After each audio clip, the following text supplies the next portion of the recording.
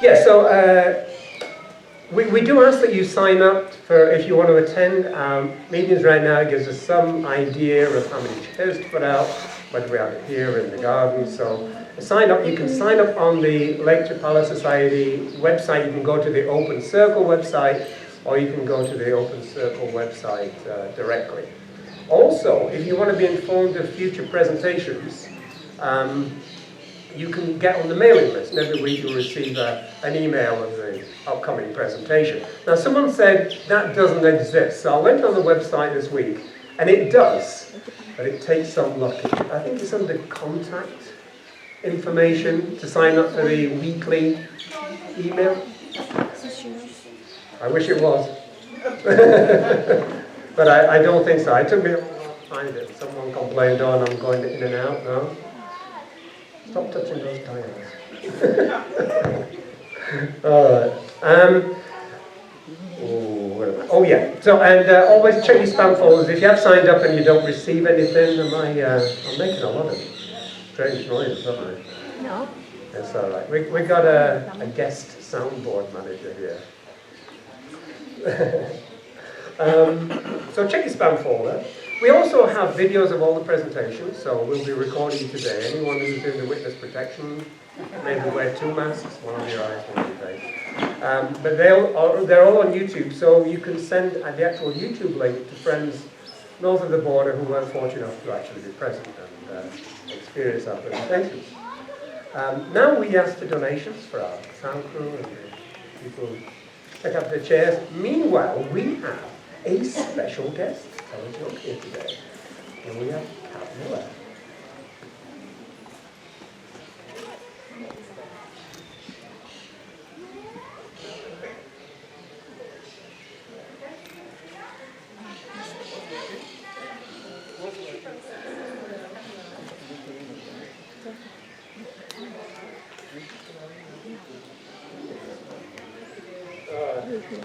He has to come with me.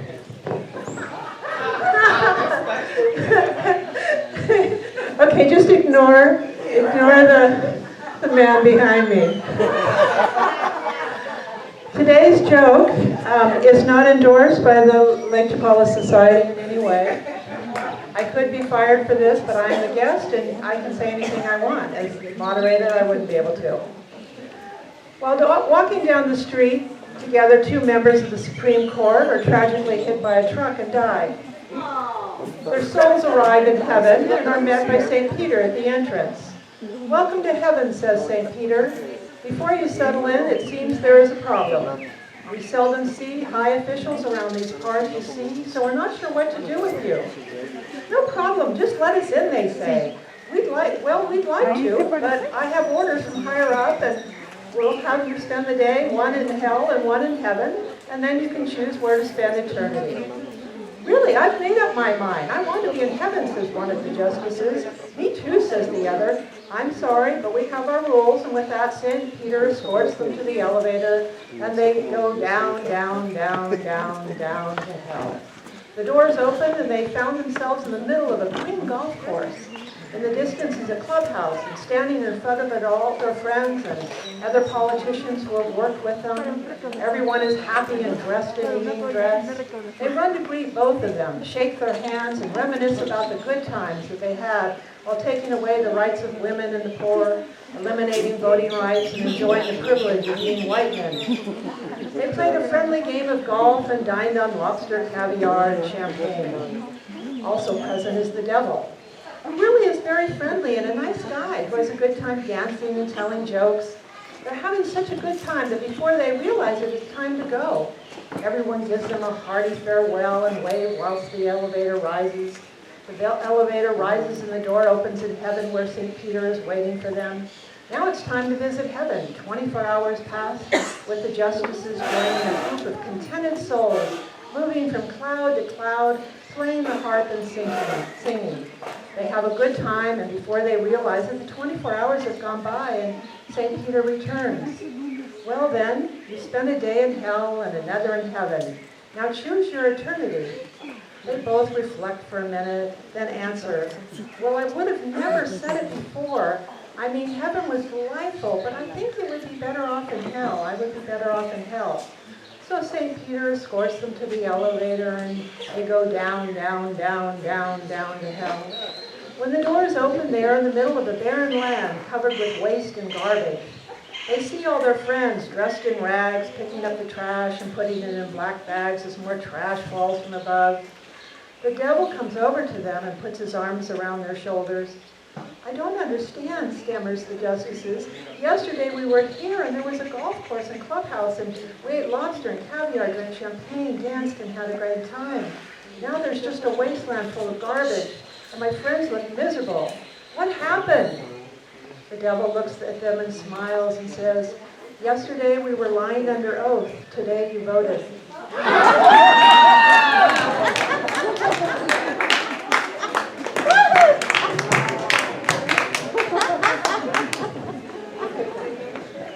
We can't officially endorse that joke. Secretly we can. Thank you, Kat. So, I just left me with my words of wisdom. Marriage is when a man and a woman become one. The trouble starts when they decide which one. All right, we'll move on to next week's presentation, which is Juanita Crampton. Is Juanita here today? Oh, great. Okay, what? Juanita? Post-life planning for pets. Right? Juanita Crampton retired here to Ajijic 5.5 years ago. Animal lover and visionary for the program Post-Life Planning for Pets. She will present the importance of pet care after there is no one to take care of them. Expats and Mexican families are giving homes to many of the stray dogs and cats that have traditionally roamed the streets in record numbers. The question for us older expats is, what do we do with our pets when we no longer can care for them? The truth is, many of us have pets who will outlive us. We are making end-of-life plans for ourselves. Are we making end-of-life plans for our pets? Post-Life Planning for Pets is a new program, lakeside program, whose mission is to raise awareness about the need to plan. This is a program embraced by the animal rescue community as a way to minimize animals being dumped or abandoned when an owner dies and suggest guidelines for making a plan. This talk can offer a conversation and answer questions about planning for pets. So please don't miss next week's very important presentation by Juanita, Post-Life Planning for Pets. And now this week's presentation, Fernando Ausin. Close? Okay. BioTu. Fernando Ausin is an international social entrepreneur with a strong passion for social justice and global sustainability. For the past 15 years, he has been studying the promise of survival for humanity from an indigenous perspective, traveling across 48 states in the US and most of Mexico to learn from scientists, academics, and indigenous elders. He is the co-founder and executive director of BioTu, where he helps transmit their lessons to younger generations. He holds a BA in Latin American politics from Dartmouth College and has worked extensively as a consultant, educator, and healer around the globe. Fernando will tell us all about BioTu, a sustainability education program that inspires sustainability-minded leadership and a deep sense of community collaboration through practical education, local opportunities, and replicable solutions. So please give a warm open circle welcome to Fernando.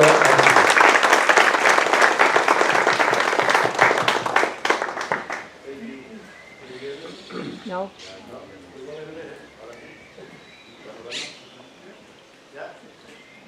Hello, hello?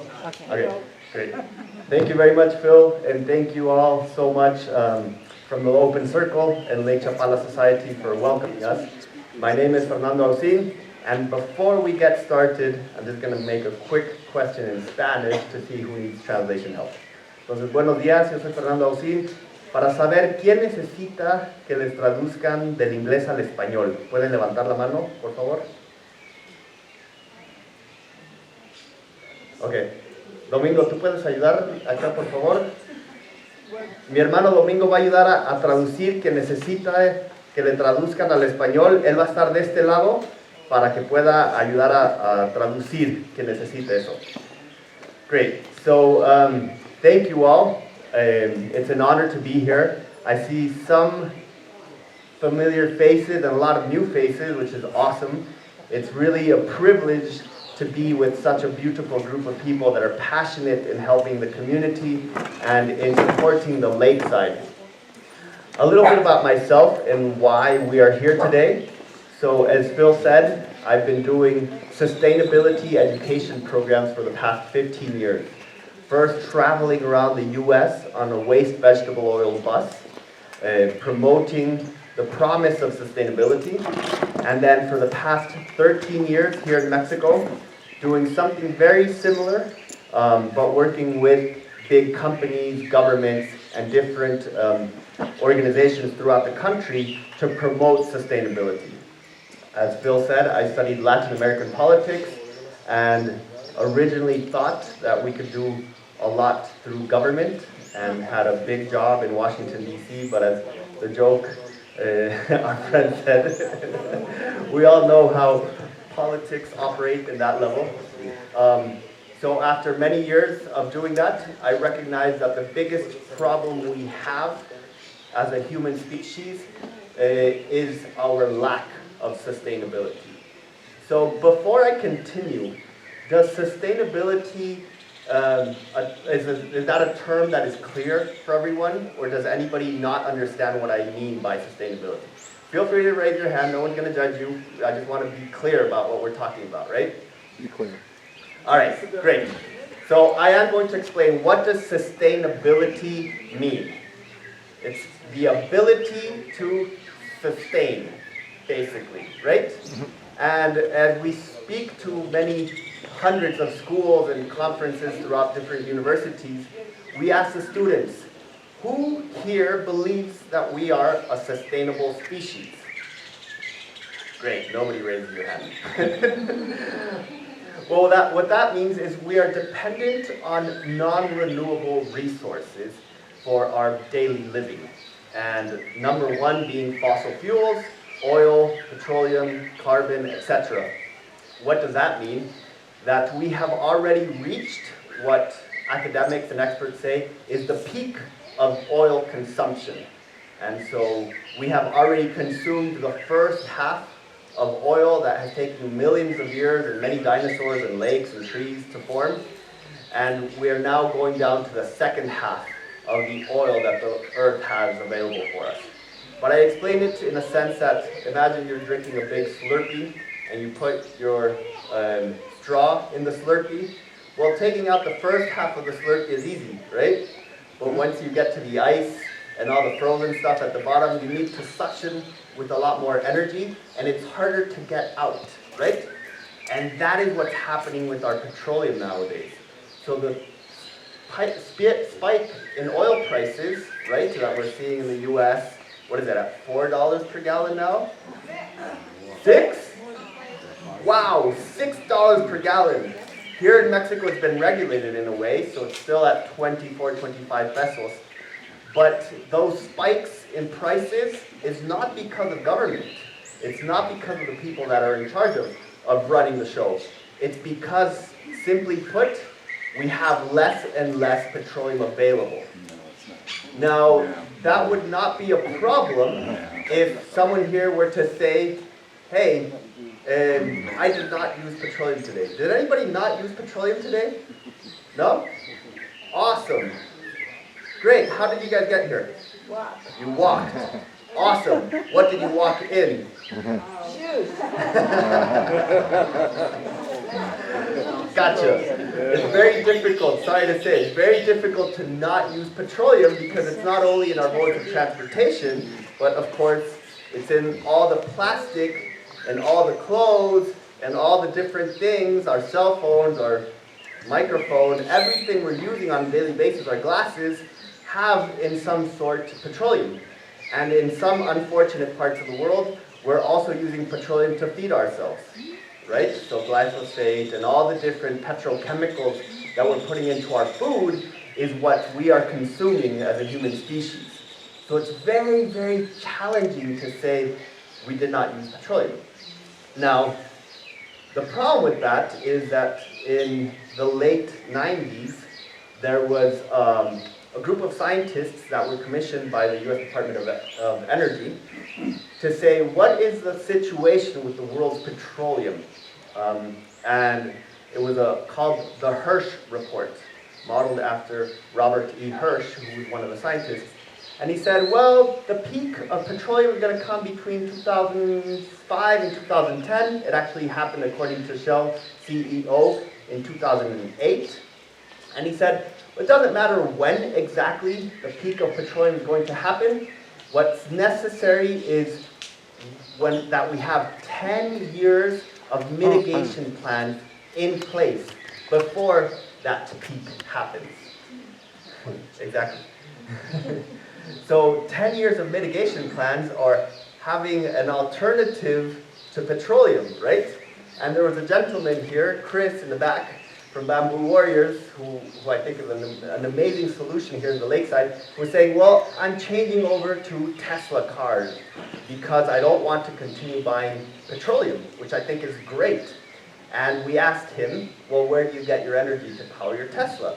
And fortunately, he's one of the privileged people in the world that have his solar panel array to charge his car and doesn't have to consume other fossil fuels. And that's great. But for other people that have to plug in the Tesla to get it from the electric power, well, we're actually consuming natural gas and coal, etc., to create the electricity to then power the car. So it's basically the same thing as consuming fossil fuels, right? So anyways, we don't have those 10 years of mitigation in place. So what does that mean? Sustainable, as we explained to the kids, is if I were, as I am, the human species representing now, and this is fossil fuels, this stand right here, what happens if I remove fossil fuels? I'm going to fall over, right? So we are an unsustainable species living on planet Earth that is highly dependent on a non-renewable resource, such as fossil fuels. And back in the early 2000s, when we studied what was happening on a global perspective, we realized that for everyone to live as North Americans do, primarily the United States and Canada, we would need how many planet Earths, do you think, the resources? Exactly, thank you very much. 5 planet Earths. That was about 20 years ago. You can imagine how many we would need now. And back in the day, China and India were still below per capita of consuming the resources of 1 planet Earth. But 20 years later, you can imagine the accelerated rate at which they are consuming more and more resources and thus demanding more fossil fuels from our planet. Anyways, we can leave that behind because I think it's very important to recognize what the risks and the challenges are as a human species, but more important than having the fear and the threats right in front of our face is how to transmute that and to find positive solutions. And so 15 years ago, when we started the program here in Mexico, we were coming from the United States, learning from the main NASA scientists and going to major universities at Stanford University, Arizona State, to talk to the climate engineers and the climate scientists to understand what is happening as a global species. But we said, wait a second. If we keep following the models that the UN International Panel on Climate Change and what these big scientists are saying, we all know where we're headed. It's a very downwards spiral. It's very deep, that hole that we're digging ourselves into. So we said, why don't we learn from who the experts in sustainability are? And we were in Tohono O'odham Nation, a reservation in southern Arizona, and we were there parked with our waste vegetable oil bus. And we had all of the elders, just like yourselves, around our bus, and we were telling them how we were being sustainable because we used waste vegetable oil. And we said, no, exactly. This should be backwards. Maybe we could be listening to them and they can be teaching us about how to be sustainable. They've been doing it for thousands of years, right? So at that point, at the end of 2008, when Barack Obama was coming to power and the US climate movement, the youth movement was coming very high on their energy, we said, thank you guys so much. We really appreciate all the work in the US, but we're coming back to Mexico.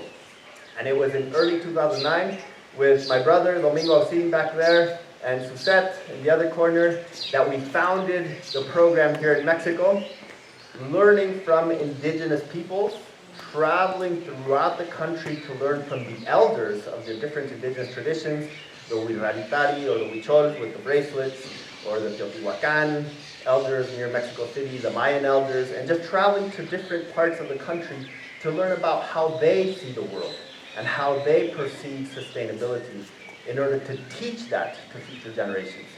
And it's radically different from what we were learning in the United States. It's a whole different mentality. Because when we approached these elders and we asked them, what do you think of sustainability? Like, what? What do you mean sustainability? You humans are too complicated. Exactly. And we said, what do you mean? It says, is it climate change? Is it resource depletion? Is it species extinction? What is the biggest challenge we're facing as a human species? And they said, no. You guys are way too complicated. Actually, the biggest problem we have as a human species is what they consider 5 things. And they sum it up in one word, called the chikwaki. They said, what? They said, yes, chikwaki. And it's these energetic parasites that feast off of our minds, and they thrive off of fear, anger, sadness, worries, and doubts. Whoa! So you're saying it's not peak oil and it's not climate change? It said, no. You guys have the ability, we as humans have the ability to transmute anything we have presented towards ourselves. But we can't continue living in a chikwaki mindset. And it made a lot of sense, because if you look at the news, or if you look at Western society, it's all about fear, anger, sadness, worries, doubts, right? I'm afraid of where the economy is going to be in the next couple months. I'm angry at what such and such politician is doing. I'm worried about the next strain of whatever. It's all headed in that direction. And what we are being driven as a human species is we're being sucked out of our vital energy. And it's a very complex way to understand sustainability, but we've been working with them in order to share that in a tangible, practical way towards future generations. So anyways, we traveled for 15 years to learn from these cultures, and then we went to many hundreds of communities, schools, universities. We basically traveled from the state of Aguascalientes southwards. And we went throughout the center of Mexico, the peninsula, and it was an incredible, very enriching opportunity. And if you'd like to see some of the footage or videos that we created along that tour, you can check out our website, BioTu.org, bio as in biology, tu as in you in Spanish, .org from organization. We have a lot of that documentation. But what we realized after many years was that we were kind of the head of an arrow, where we would go to these communities and talk to hundreds and thousands of kids and talk to them about different ways of improving our planet, which was awesome. It was beautiful. We would do these amazing seeds, fukuoka seeds, that we would then do reforestation with them, and they would throw all these seed bombs throughout their communities, and it was incredible. And we would do all these workshops with the kids, and we teach them yoga, and we do all these amazing things, and then we'd never come back. And we never saw the fruits of what was actually happening. So we said, maybe we have to change strategies. And it was incredible, because 2 years ago, we had a close friend of ours call us from Guadalajara, and he said, hey, well, I'm working for this company that wants to create a school to promote, social responsibility, corporate social responsibility in different communities. But it's so difficult in Mexico. I'm sure you guys might not believe the same thing, right? Bureaucracy is so easy here. Well, they said it's so difficult for us to get engaged with the Secretary of Education, because to create a school here is a nightmare. And so we thought of you guys that have been running this educational program for so many years, and we want to invite you to collaborate and maybe do something together. And we said, great, let's do it. And when we planned it out, it was, I mean, they basically said, what is the most complex, impossible thing you guys want to do for the next 5 years? And we said, yes, we're going to talk about 3 bioregions in Jalisco, one in Lake Chapala, one in the Altos of Jalisco, and then another one in the High Sierra of Jalisco. We're going to visit 25 schools with our educational program, and from those 25 schools, we're going to distill into 10 eco-schools per region, and then we're going to create a big training center for each of those bioregions. And thank God for the pandemic. Because then it was like, whoa, no, you guys are going crazy. That's never going to happen. And it's way too ambitious to do in 3 years. And now looking back, wow, I could not be more appreciative for what has happened in the last couple of years, because they said, no. Let's distill it into one bioregion, Lake Chapala, and let's focus on one training center, Jocotepec. And so what we've been doing with the collaboration of this company called Best Ground, they basically take a lot of the organic produce from Mexico, mainly agave inulin and hibiscus flower extract and bee honey, to different parts of the world. They do a lot of mass production to take it to Europe, to the Arab countries, to the United States, Canada, etc. And in collaboration with another company called Made Good, you might have eaten some of their nutritious bars. They make really good snack products for kids, like Rice Krispies treats, but made with kale and different actual nutrients for different communities. They both said, let's do something in Lake Chapala. Awesome. So with the help of all of our different allies here and our local team, including Domingo and Suzette, who live here in the lakeside, we said, let's locate where we can create a sustainability education training center, so that instead of running around the country talking to all these kids, they can come to us and we can have a physical space where we teach them about all of these eco-technologies and all of these solutions towards sustainability from a practical, didactic, experiential way, where they can actually come and see the solar oven where the sun is hitting it, and they see the cookies being made with organic produce, and then after a couple hours they can come back and eat the cookies cooked by the sun, and we don't have to be talking about the theory. And so after a lot of negotiation, we talked to the Center for Technological Studies in Continental Waters, or the CETAC. It's a technical high school based in Jocotepec, next to the municipal wastewater treatment plant on the side of the Malecon. And they said, great, let's do it. Thanks to our allies at that school, they said, we have 5,000 square meters that you guys can use to create the Sustainability Education Training Center. Awesome. We looked at the space, our sponsors went crazy, they loved it. We talked to the two teachers, to the directors, to the students. They said, bring it on. We're more than happy to collaborate with you guys in making this possible. We then talked to the municipal government, to the mayor of Jocotepec, and he's completely on board in making this possible. We talked to the Secretary of Education. They said, thumbs up. Even in the pandemic, whatever we can do, we can make it possible. And then we even obtained the sponsorship of we call our fairy godmother. She's a beautiful, very talented pop star here in Mexico called Faye. And she said, I love what you guys are doing. Let's bring it on and let's explode this into as many people as possible. So it was literally a dream that's coming true. And we've been creating the center. We had our start of activities in November 18th of last year. And we said, let's do it. It's civil society, it's government, and it's companies, industry coming together, the three sectors, to create something for the benefit of society. Dream come true, right?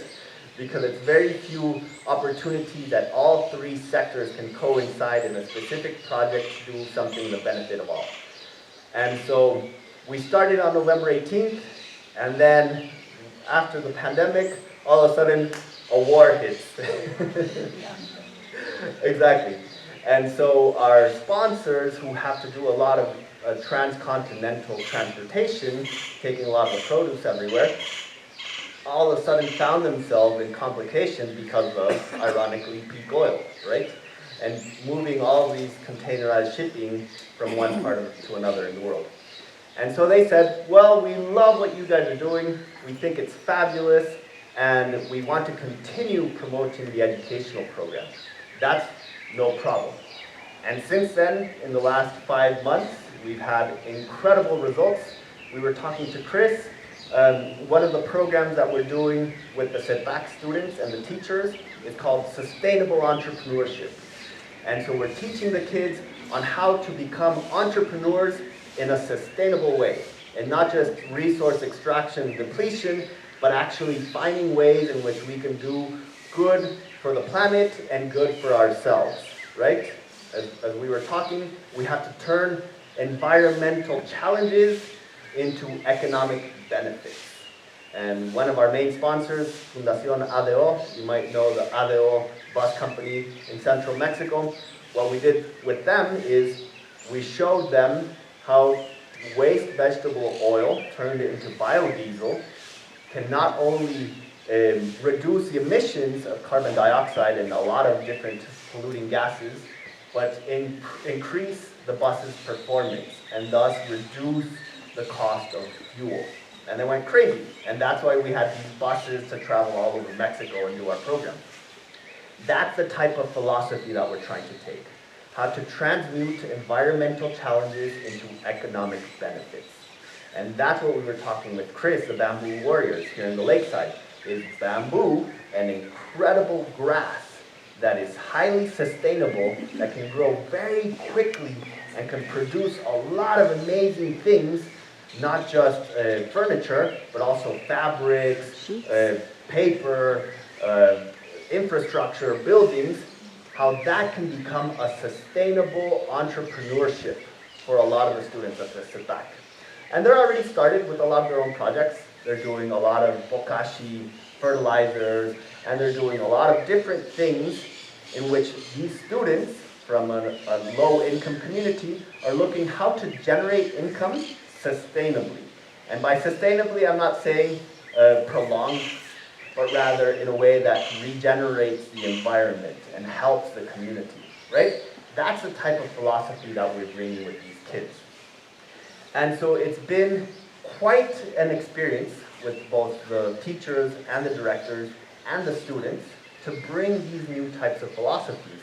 Because remember, we're talking with bureaucratic Mexican public schools, right?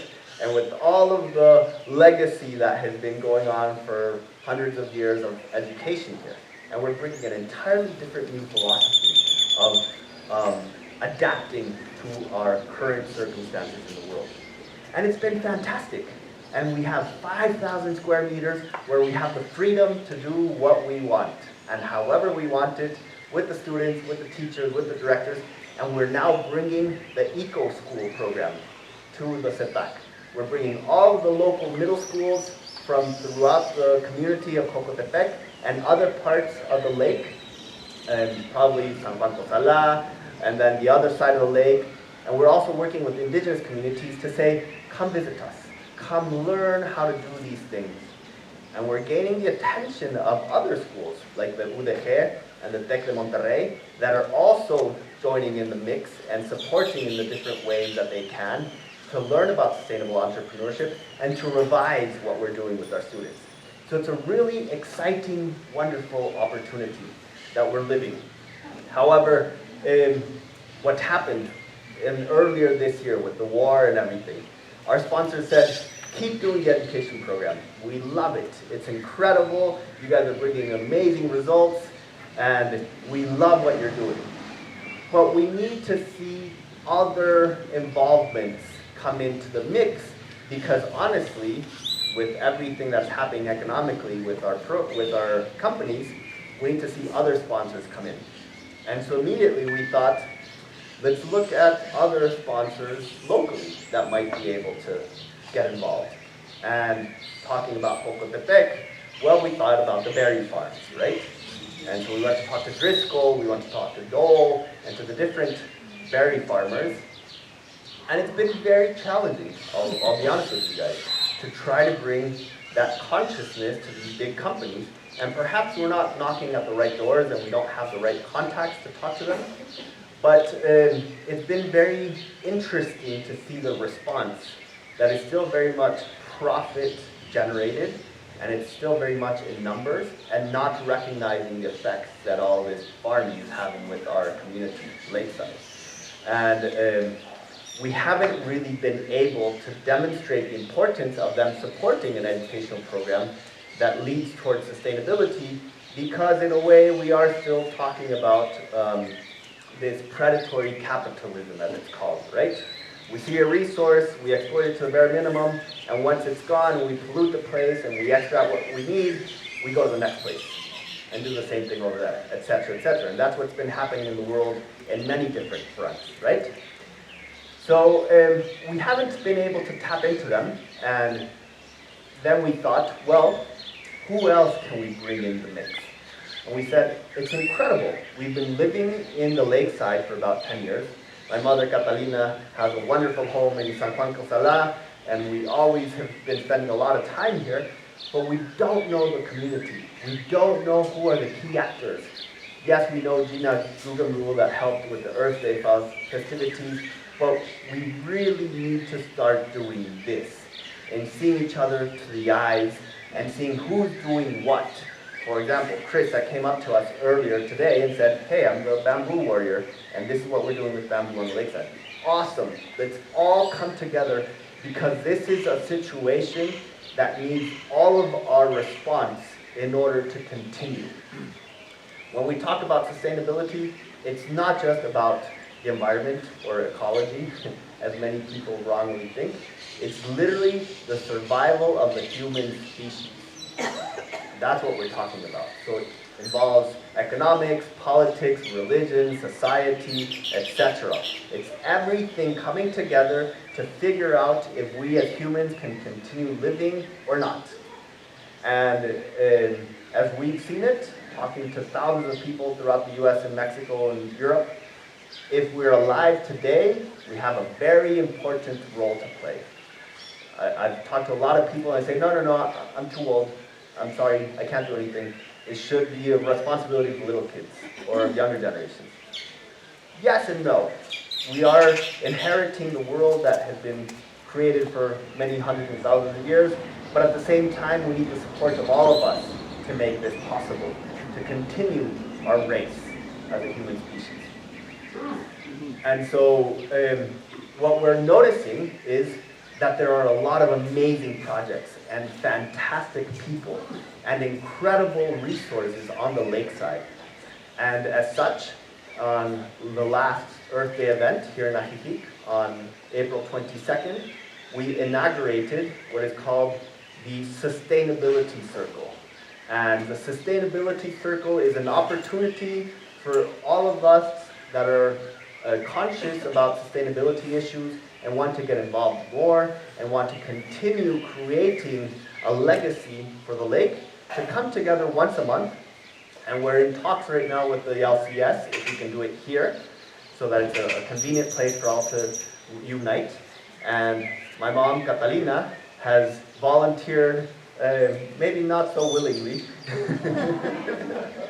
to become the liaison for the Sustainability Circle, so that we all come together during those times to talk about what are the risks that we're being confronted on the lakeside, but also what are the solutions that we're creating. And so that everybody becomes informed in what we're doing at the setback and in different parts throughout the lake to become more sustainable. And that is the promise that we have for everybody today. That when we had the Earth Day activities, there were so many talks that were talking about the risks and the challenges of Lake Chapala, but so few actual positive solutions and responses to what those challenges are. And so what we want to do is exactly that. Look at things on the positive side, or as some wise people have said, leave negativity for better times, right? So look at things on a positive way, on a solution-based perspective. So what does that mean for us as a community around the lake? First is we want to invite you to get involved with us. If you're here today, it's because obviously you have sustainability in your mind and you want to maybe become involved somehow. And that's incredible. Thank you for being here. That's why it's such an honor and a privilege that so many people and so many beautiful faces are here, because that means that there's an awesome response on behalf of Lake Chapala community for sustainability matters. This would not have happened 10 years ago. Definitely not. So many incredible people here is an awesome perspective. Second, we want to include you into our program. So that means that we're going to continue with the Sustainability Circle once a month, and we will have an email list that we set in the back. Has a sign-up sheet. If you're interested in becoming involved, please sign up so we can send you future mailings and invite your friends or family members that might be interested. Because remember, the risks that we're facing as a human species, especially on the lakeside, have to come from all of us, all the solutions that we have. We have some solutions, but we don't have the same solutions. Coming together will help create that solution. And third, we're also inaugurating something very interesting at the CETAC, which, talking to a lot of the people here, we realize that there are a lot of different to the Mexican society, and I being Mexican can say it, there's a lot of benefactors and philanthropists and people that want to leave a legacy. So just like here in the Lake Chapala Society,